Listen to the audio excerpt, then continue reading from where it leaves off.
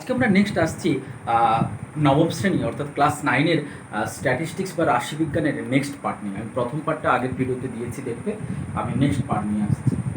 তো আমি এখন যেটা করাবো, অ্যাকচুয়ালি প্রথম যেটা আসবো আমরা মিড ভ্যালু বা ক্লাস ভ্যালু, বা একে আমরা ক্লাস মার্ক মানে শ্রেণীর মধ্যমানও বলি, শ্রেণীর মধ্যমান বা ক্লাস মার্কও একে আমরা বলে থাকি। ঠিক আছে, এইটা আমাকে এটা কি বলছে, এটা অ্যাকচুয়ালি শ্রেণীর মধ্যমান মানে আমরা কি বুঝবো, বা মিড ভ্যালু, ক্লাসের মিড ভ্যালু আমরা কিভাবে বের করব, একে আমরা ক্লাস মার্কও বলি। দেখো, এটা কিছু না, আমরা এটা অ্যাকচুয়ালি তোমাকে দেখিয়ে দেবো। আমরা এই ক্লাসটার কথা একটু আমি বলবো, যে এইখানে আমি একটা ক্লাস করেছিলাম আগের ভিডিওতে, দেখবে তোমরা। আমি কি করেছিলাম এটা রিপিট করে দিচ্ছি না। একটা স্টুডেন্টস না, 30 স্টুডেন্টসের উপরে আমি একটা মানে স্ট্যাটিস্টিক্স ক্লাস আর ফ্রিকোয়েন্সি মানে শ্রেণী এবং পরিসংখ্যা বানিয়েছিলাম 30 স্টুডেন্টসের উপরে। কি উপরে না, তারা একটা 40 মার্কসের ম্যাথস এক্সাম অ্যাপিয়ার করছে। সেই 40 মার্কসের ম্যাথ পরীক্ষায় ক্লাস টেস্টে কে কত মার্কস পাচ্ছে আমি তার উপরে এইটা বানিয়েছিলাম। ঠিক আছে, এটাকে বলা হয় frequency distribution table. Frequency distribution table আমরা বানিয়েছিলাম। কি বানিয়েছিলাম না, 0 থেকে 10 মার্কস পেয়েছে এমন 4 জন স্টুডেন্টস আছে, 10 থেকে 20 পেয়েছে 8 জন স্টুডেন্টস, আর 20 থেকে 30 7 জন, 30 থেকে 40 কত 11, এবং এই টোটালটা অ্যাড করে আমরা 40 পাবো। কেন? আমরা 40 স্টুডেন্টসের উপরে এই ডিস্ট্রিবিউশন টেবিলটা আমরা বানিয়েছিলাম। ওকে, তো আমরা আসবো এখন মিড ভ্যালু বা ক্লাস ভ্যালু বা ক্লাস মার্ক বা শ্রেণী মধ্যমান, এটা কাকে বলছে। এটা কিছু না, দেখো, যে শ্রেণীর আমরা মধ্যমান বের করব আমরা সেই শ্রেণীটার উপরে বিচার করব। আমি মনে করো এখানে আমি সেকেন্ড শ্রেণীটার মধ্যমান বের করব, তাহলে এটা কি হবে, দেখো, এর যে আপার লিমিট আর লোয়ার লিমিট যে দুটো আছে, লোয়ারটা হচ্ছে 10 মানে যেটা নিম্ন সীমা 10, আর ঊর্ধ্ব সীমা 20, আমরা দুটোকে অ্যাড করে 2 দিয়ে ডিভাইড করব, 2 দিয়ে ডিভাইড করব, দুটোকে যোগ করে। ঠিক আছে, তাহলে কি হবে না, এটা হবে 10 আর 20/2, তার মানে 30/2, এটা কত হবে 15। তাহলে এটা কি হবে, শ্রেণীর মধ্যমান মানে মিডল ভ্যালুটা। তাহলে শ্রেণীর মধ্যমানের ডেফিনেশন কি হলো না, ডেফিনেশন হলো, দেখো, lower limit plus upper limit by 2, এটা হলো শ্রেণী মধ্যমান। ঠিক আছে, এবার যে শ্রেণীটার করবো আমরা তারই করবো। এখানে যেমন তোমাকে আমি এক্সাম্পল দিলাম, সেকেন্ড ক্লাস যেটা মানে দ্বিতীয় শ্রেণী যেটা উদাহরণ দিলাম সেটা তো দিলাম, আর অন্যান্য শ্রেণীর ক্ষেত্রে তাই হবে। এরপর নেক্সট যেটা নিয়ে আমরা ডিসকাস করব সেটা হচ্ছে পরিসংখ্যা ঘনত্ব বা ফ্রিকোয়েন্সি ডেনসিটি।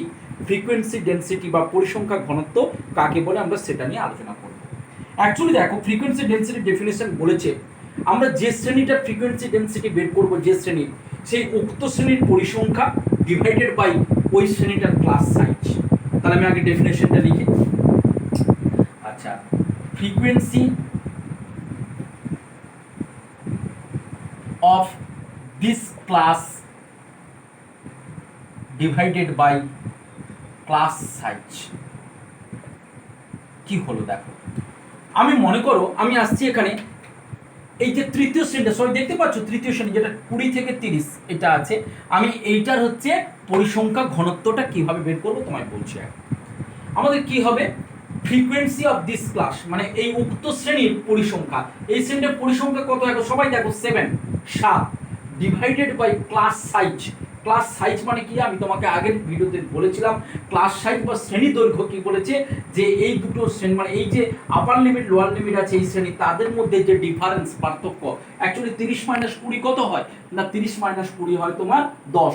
তাহলে এর অ্যান্সারটা কত হবে, 7/10। ক্লিয়ার? তাহলে এটা হলো আমাদের পরিসংখ্যা ঘনত্ব, মানে উক্ত শ্রেণীর পরিসংখ্যা বাই তার শ্রেণী দৈর্ঘ্য, এই ওই শ্রেণীর শ্রেণী দৈর্ঘ্য হয়ে গেল। এরপর আসছে আমাদের আপেক্ষিক পরিসংখ্যা। ভালো করে দেখো, আপেক্ষিক পরিসংখ্যা বা রিলেটিভ ফ্রিকোয়েন্সি আমরা কাকে বলছি। আর আপেক্ষিক পরিসংখ্যা, দেখো, আমরা যে শ্রেণীটার আপেক্ষিক পরিসংখ্যা বের করব। আমি মনে করো এখানে আমি আবার আসছি সেকেন্ড ক্লাসে, আমি আপেক্ষিক পরিসংখ্যা বের করব। ঠিক আছে, তাহলে কি হবে, ওই শ্রেণীটার যে পরিসংখ্যা মানে ওই ক্লাসটার যে frequency divided by total frequency. তাহলে আমরা এখানে কি লিখবো না, আমরা লিখবো ক্লাস ফ্রিকোয়েন্সি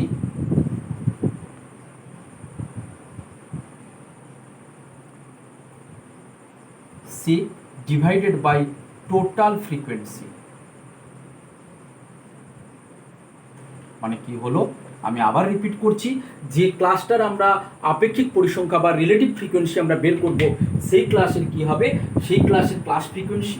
যেমন মনে করো আমি যদি সেকেন্ড ক্লাসটা ধরি, সেকেন্ড ক্লাসটা দেখো, সেকেন্ড ক্লাসটার ক্লাস ফ্রিকোয়েন্সি কত আছে, 8 divided by total frequency.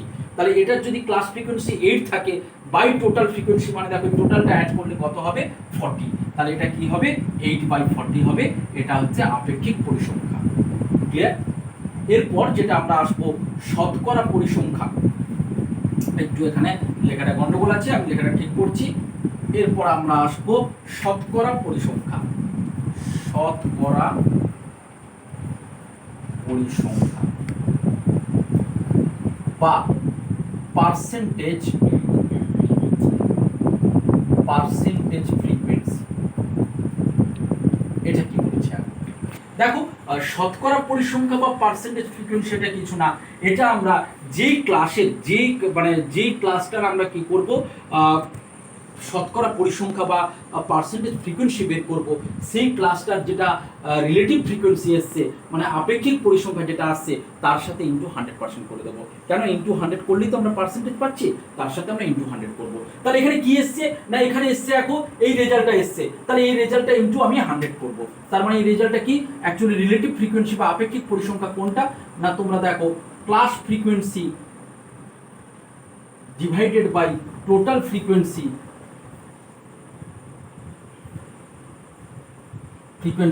Into 100%। এইটা করলে আমরা কি পাচ্ছি, এটা করলে আমরা শতকরা পরিসংখ্যা বা পার্সেন্টেজ ফ্রিকোয়েন্সি পেয়ে যাচ্ছি। ক্লিয়ার? তাহলে পার্সেন্টেজ ফ্রিকোয়েন্সি আমাদের হয়ে গেল। নেক্সট আমি যেটা আমরা আলোচনা করব, একটু সবাইকে বলবো একটু মন দিয়ে শুনবে। এবার যেটা আসবো সেটা কিউমুলেটিভ ফ্রিকোয়েন্সি।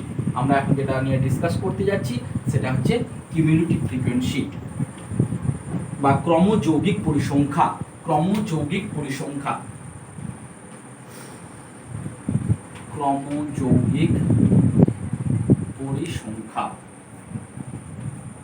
বা আমরা বলছি কি কিউমুলেটিভ ফ্রিকোয়েন্সি।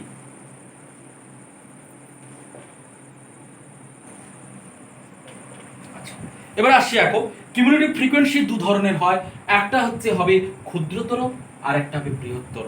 মানে ক্রমযৌগিক পরিসংখ্যা দু ধরনের হচ্ছে, একটা ক্ষুদ্রতর একটা বৃহত্তর, একটা লেস দ্যান টাইপ একটা গ্রেটার দ্যান টাইপ। এই দু ধরনের হয় আমাদের কিউমুলেটিভ ফ্রিকোয়েন্সি। কিরকম দেখো, আমাদের যে এই টেবিলটা আছে, এই ফ্রিকোয়েন্সি ডিস্ট্রিবিউশন টেবিল, আমরা এই টেবিলটার উপরে আমি তোমাকে দেখাবো যে এই ক্রমযৌগিক পরিসংখ্যা বা কিউমুলেটিভ ফ্রিকোয়েন্সি কিভাবে বের করতে হয়, সেটা আমি তোমাকে দেখাবো। যেমন দেখো, তোমরা এখানে দেখলে ভালো করে বুঝতে পারবে, 0 থেকে 10 এই মার্কসটা পেয়েছে কজন, 4 জন। আচ্ছা, আমি যদি তোমাকে তাহলে এটাকে একসাথে বলি, আচ্ছা বলো তো 10-এর থেকে কম পেয়েছে মানে লেস দ্যান 10, লেস দ্যান 10 মানে 10-এর কম পেয়েছে এমন কতজন, তুমি আমাকে বলবে 4 জন পেয়েছে। এই 4 জন কারণ এরা তো পেয়েছে 0 থেকে 10-এর মধ্যে, তাহলে 10-এর থেকে কম পেয়েছে 4 জন। আমি তোমাকে যদি বলি, আচ্ছা বলো তো লেস দ্যান 10 মানে 20-র চেয়ে কম পেয়েছে কতজন, 20 থেকে কম পেয়েছে কতজন। দেখো এইখানে যে তুমি দেখবে, এই টেবিলটা যে তুমি দেখছো, এই টেবিলে দেখো এই 8 জন 10 থেকে 20-র মধ্যে পেয়েছে। আবার এই 4 জনকে দেখো যারা 0 থেকে 10-এর মধ্যে পেয়েছে। এই 0 থেকে 10-এর মধ্যে যে 4 জন পেয়েছে তারা কিন্তু 20 থেকে কম। আবার দেখবে 10 থেকে 20-র মধ্যে যে 8 জন পেয়েছে তারাও কিন্তু 20 থেকে কম। তাহলে 20 থেকে কম এমন কতজন স্টুডেন্ট হচ্ছে, এমন হচ্ছে তোমার 4 + 8 মানে অ্যাকচুয়ালি হচ্ছে কতজন, 12 জন। ক্লিয়ার? এরপর আসছি আমরা লেস দ্যান 30, 30-এর থেকে কম মার্কস পেয়েছে এমন কত স্টুডেন্টস। দেখো তাহলে 30-এর থেকে কম পেয়েছে, অ্যাকচুয়ালি দেখো 20 থেকে 30-এর মধ্যে পেয়েছে কত, 7 জন। আবার বাকি 12 জন আছে যারা 20 থেকে কম। তাহলে 30-এর থেকে কম মানে 30-র থেকে কম, লেস দ্যান 30 মানে দেখো এই 7 জন তো চলে আসবে, এই 12 জনের সাথে 7 জন চলে আসবে, কারণ 12 জন অটোমেটিক্যালি ছিল 20 থেকে কম মার্কস। তারপরে দেখো 20 থেকে 30-র মধ্যে চলে এলো 7 জন, তাহলে মোট কত হলো, 12 + 7 মানে এই 19 হবে যারা হচ্ছে কত, 30 থেকে কম। একই রকম ভাবে দেখবে যদি লেস দ্যান 40 হয় মানে 40-এর থেকে কম হয় এমন স্টুডেন্ট সংখ্যাটা কি হবে, দেখো অটোমেটিক্যালি 19 স্টুডেন্ট থাকছে। আবার দেখো 30 থেকে 40-র মধ্যে কতজন আছে, 11, তাহলে 19 + 11 তার মানে এটা কত হচ্ছে এখন 30। তাহলে এই 30 students, total number of students কত 30। তাহলে এই 30 জন স্টুডেন্টের উপরে আমি অ্যাকচুয়ালি এই এটা সাজিয়েছি, এই ডিস্ট্রিবিউশন টেবিলটা সাজিয়েছি। আর সেই কারণে তুমি লক্ষ্য করো, সেই কারণে হচ্ছে আমাদের টোটাল যে লাস্ট অফ দি যে টোটাল ফ্রিকোয়েন্সিটা, এটা কিন্তু মোট পরিসংখ্যা মানে টোটাল ফ্রিকোয়েন্সি এই দেখো 30 চলে এসছে, এই 30-র সাথে এটা মিলে গেছে। এইটাকে বলছি আমরা লেস দ্যান টাইপ।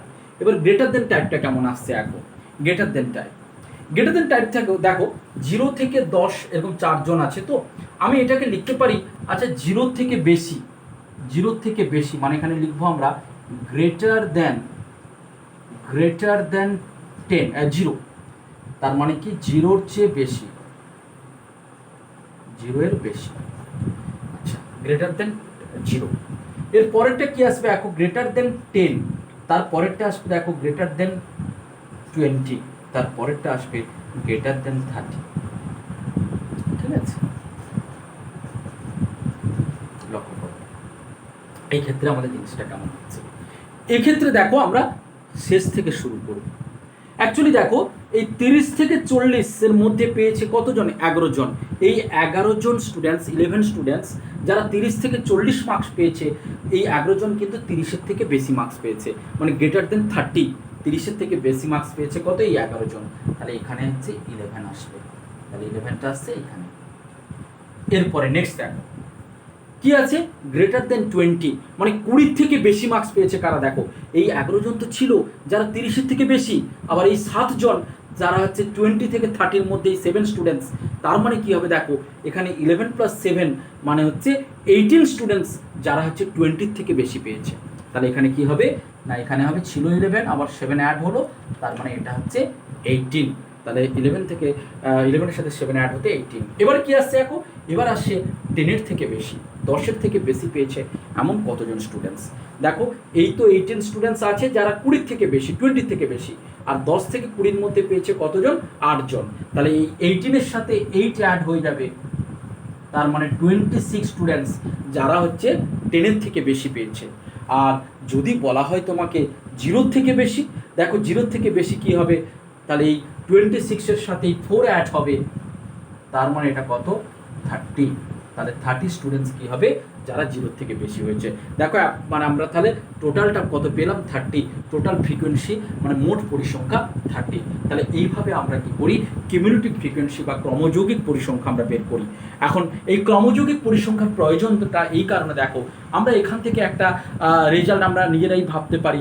আচ্ছা আমি যদি বলি ক্লাসে এসে যে আচ্ছা বলো তো তোমরা মোটামুটি 10-এর থেকে কম কারা পেয়েছো দাঁড়াও, তাহলে আমি এখান থেকে হিসেবটা পেয়ে যাব। বা আমি যদি বলি 20 থেকে কম কারা আছে, বা আমি যদি বলি 30 থেকে বেশি কে কতজন আছো, তাহলে এইখান থেকে দেখো আমরা এই যে টেবিলটা বানিয়েছি, মানে যাকে বলছি আমরা কিউমুলেটিভ ফ্রিকোয়েন্সি বা ক্রমযৌগিক পরিসংখ্যা, আমরা এখান থেকে এটা কিন্তু পেয়ে যাচ্ছি। এই কারণে আমাদের ক্রমযৌগিক পরিসংখ্যা বা কিউমুলেটিভ ফ্রিকোয়েন্সির প্রয়োজনীয়তা কিন্তু খুব গুরুত্বপূর্ণ। ঠিক আছে, অতএব সেই কারণে তোমরা হচ্ছে এই ক্রমযৌগিক পরিসংখ্যা বা কিউমুলেটিভ ফ্রিকোয়েন্সিটা নিজেরা কিন্তু ঠিকঠাক করে বুঝে নাও। তাহলে আমরা পুরো স্ট্যাটিস্টিক্সের কথা বলি। তাহলে স্ট্যাটিস্টিক্সে আমি প্রথম থেকে যা করালাম সেইখান থেকে মানে প্রথমে যেমন আমি দিয়েছি র ডাটা বা হচ্ছে কাঁচা তথ্য, তারপরে ভেরিয়েবল বা চলক সম্বন্ধে বলেছি, সেখান থেকে আমরা শ্রেণী বা ক্লাস এসেছি, আর শ্রেণীর সাথে সাথে আমরা ফ্রিকোয়েন্সি বা পরিসংখ্যা কাকে বলে সেটা তোমাকে দেখিয়েছি। এবং তারপরে দেখো তারপরে অটোমেটিক্যালি সেই ফ্রিকোয়েন্সির যে ভাগগুলো ছিল সেই ভাগগুলো আমি তোমাকে পড়িয়েছি। সেই ভাগগুলো মানে আমরা কী কী পেয়েছিলাম না, এখনই যেগুলো আমরা করলাম সেটা হচ্ছে মনে করো পরিসংখ্যা ঘনত্ব বা ফ্রিকোয়েন্সি ডেন্সিটি, তারপর করলাম রিলেটিভ ফ্রিকোয়েন্সি বা হচ্ছে আপেক্ষিক পরিসংখ্যা, তারপর করলাম শতকরা পরিসংখ্যা যাকে বলছি আমরা পার্সেন্টেজ ফ্রিকোয়েন্সি বা শতকরা পরিসংখ্যা, এবং তারপরে নেক্সট আমরা চলে এলাম কি ক্রমযৌগিক পরিসংখ্যা বা কিউমুলেটিভ ফ্রিকোয়েন্সি। তাহলে স্ট্যাটিস্টিক্সের যে ইন্ট্রোডাকশানে আমি যে দুটো ভিডিও বানালাম সেই দুটো ভিডিও তোমরা ভালো করে দেখে নাও, কাজে লাগবে। ধন্যবাদ।